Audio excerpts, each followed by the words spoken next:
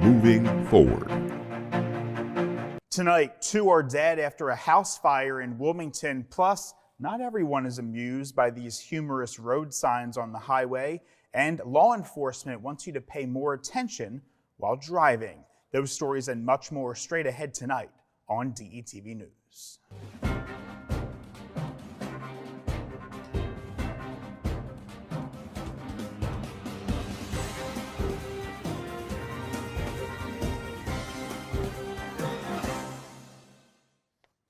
Good evening and welcome to DETV News. I'm Matt Ford. Thanks for joining us tonight. Our top story today, 2 people were found dead after a house went up in flames here in Wilmington. Police, firefighters, and hazmat crews responded to the house on West Clearview Avenue in Wilmington's Oak Terrace neighborhood around 2:30 p.m. Wednesday. There, they found 2 victims inside.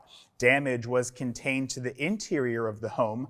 The 2 victims have not yet been identified. Anyone with information is urged to contact Newcastle Division of the State Fire Marshal's Office at 302-323-5375. And in related news, the McDonald's on Concord Pike in North Wilmington was destroyed by fire on Thursday. The fire was reported just before 9:30 a.m. with reported smoke from the roof and from the restaurant level itself. Within minutes, smoke was pouring from the seating area as well as the roof line. Well, firefighters attempted an interior attack, but were evacuated entirely from the building as the fire burned the walls and spaces above the ceiling. It took about 2 hours before the fire was under control. Everyone inside the restaurant had evacuated, and 2 people were checked by medics. Route 202 was shut down in both directions between Fairfax and Talleyville for quite some time during the duration of the incident. Investigators were on scene interviewing people who had been inside the building. They were initially unable to enter the structure due to the extent of the damage. And Governor John Carney's State of the State address has been postponed due to the governor feeling unwell with a fever and mild symptoms. Despite being in good spirits, Carney emphasized the importance of staying home when you're sick. Out of an abundance of caution, the address will be rescheduled at a later date. And it didn't take long for Delaware Republicans to introduce several bills to increase oversight and transparency. With the General Assembly back in session last week, Republicans introduced 3 bills which would hold lawmakers more accountable and increase review of legislative budgeting and spending.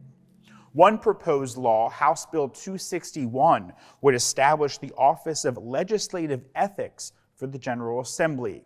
The law would allow any member of the public to submit an ethics complaint. Currently, only fellow lawmakers and staff are allowed to submit complaints to ethics committees in both the House and the Senate.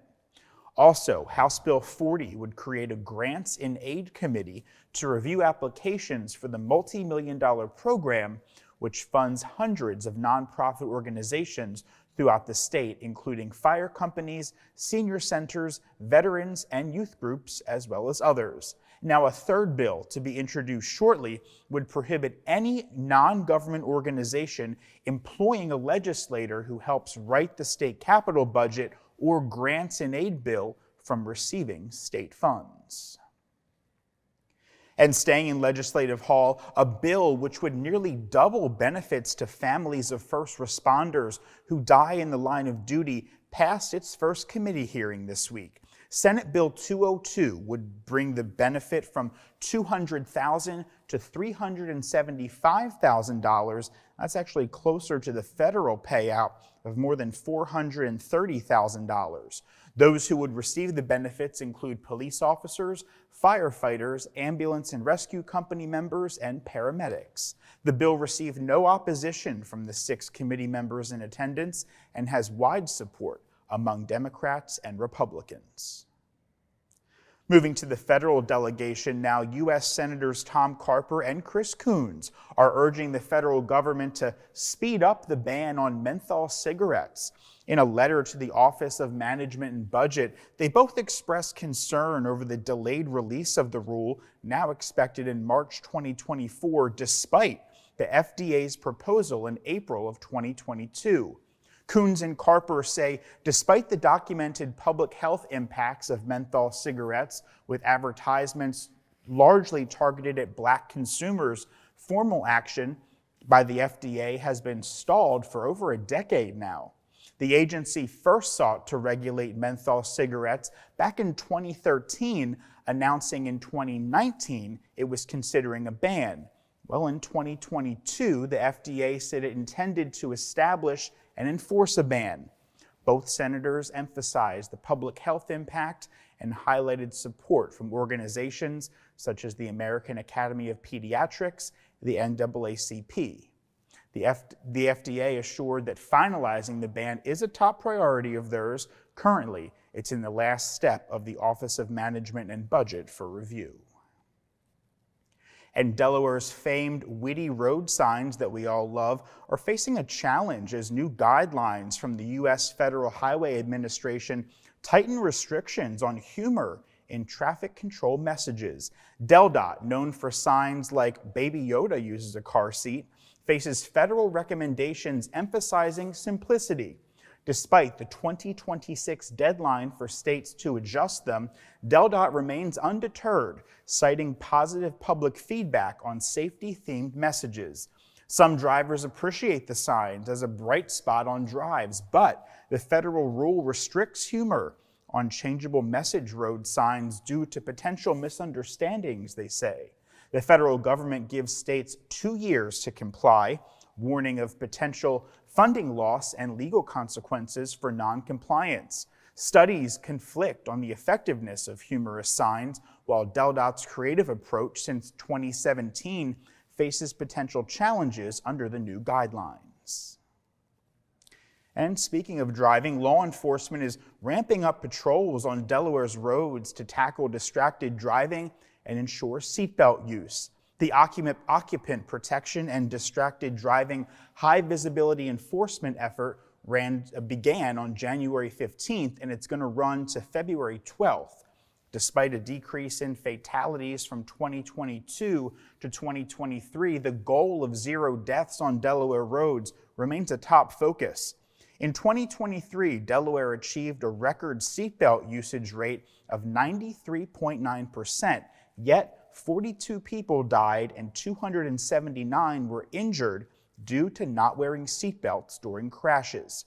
Distracted driving, a leading cause of crashes in the United States, resulted in over 32,000 deaths from the years 2012 to 2021. The Delaware Office of Highway Safety emphasizes seatbelt habits and distraction avoidance, encouraging everyone to buckle up for safety. The Office of Highway Safety also highlights an upcoming car seat law that's going to be effective June 30th of this year, emphasizing occupant protection for all ages. For further details on the law, you can visit ohs.delaware.gov/carseat. And the president of Delaware State University has taken some issue with comments from Elon Musk about the quality of airline pilots graduating from historically Black colleges and universities. The world's richest man said last week that he was concerned aviation programs at HBCUs are producing fewer qualified pilots, potentially compromising airline safety, he says. As one of the nation's largest producers of African-American pilots in its aviation program, as you can imagine, this did not sit well with DSU President Tony Allen. He initially said that he did not want to dignify the comments, but felt a need to defend DSU from what he called, quote, attention-seeking noise. The DSU aviation program, established back in 1987, currently has 110 professional pilot students and 47 aviation management majors. Sticking with education news now, the Sanford School has just received the largest individual gift in its 93-year history.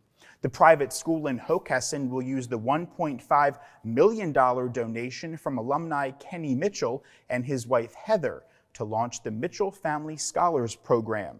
The fund is designed to strengthen the school's commitment to affordability and diversity. Mitchell, a board member at Samford, serves as Global Chief Marketing Officer at Levi Strauss & Company. The scholarship will be awarded to one student and will pay for all 4 years of the upper school experience. Tuition for the upper school is currently $31,000 per year. And turning to weather now, while the first snow accumulation in 2 years delighted school children and sledding enthusiasts alike, many of you may not want to hear that Delaware is slated to be hit with another winter storm on Friday. But don't worry too much. The worst of it is just going to miss the first state. That's according to the National Weather Service. Projected snow totals call for less than an inch of snow and up to 4 inches in northern Delaware. The state is under a winter weather advisory starting midnight Thursday, and that's going to go through 10 p.m. on Friday night. And before we leave you tonight, many of us have walked through the doors, and if not, well, we've certainly driven by the historic Victorian building. On January 27th, the Delaware Children's Theater will mark its 50th season with the 50th anniversary Wonderland Gala.